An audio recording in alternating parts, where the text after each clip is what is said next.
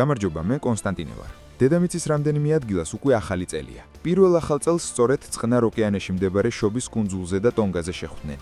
ახალი წელი 10 წუთიანი ფოიერვერკით უკვე აღნიშნეს ახალ ზელანდიაშიც.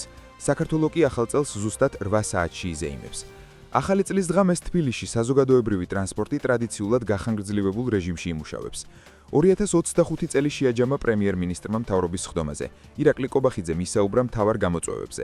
აღნიშნა, რომ მთავრობამ ქვეყანაში მშვიდობისა და სტაბილურობის შენარჩუნება შეძლო. პრემიერმა აქცენტი გააკეთა ქვეყნის ეკონომიკურ ზრდაზეც.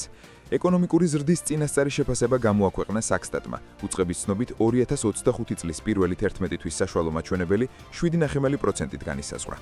მსოფლიო ბანკის რეიტინგში საქართველო პირველ 4-ში. კვლევის მიზანია კერძო სექტორის განვითარებისთვის ბიზნეს გარემოს რაოდენობრივი და ხარისხობრივი შეფასება.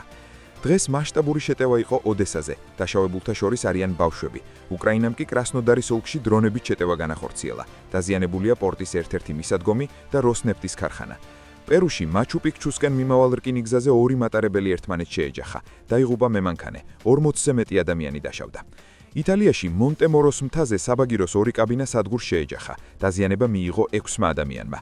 საქართველოში ინტენსიური თოვისა და რთული მეტეოროლოგიური პირობების გამო საავტომობილო გზების ცალკეულ მონაკვეთებზე დაწესებულია მოძრაობის სპეციალური რეჟიმები. განახლებული პროგნოზით 3 იანვრამდე ცივი და ნალექიანი ამინდი იქნება. მე კი დამდეგ ახალ წელს გილოცავთ. წარმატება და ბედნიერება მოეტანოს 2026 წელს თქვენთვის. შეხვედრამდე.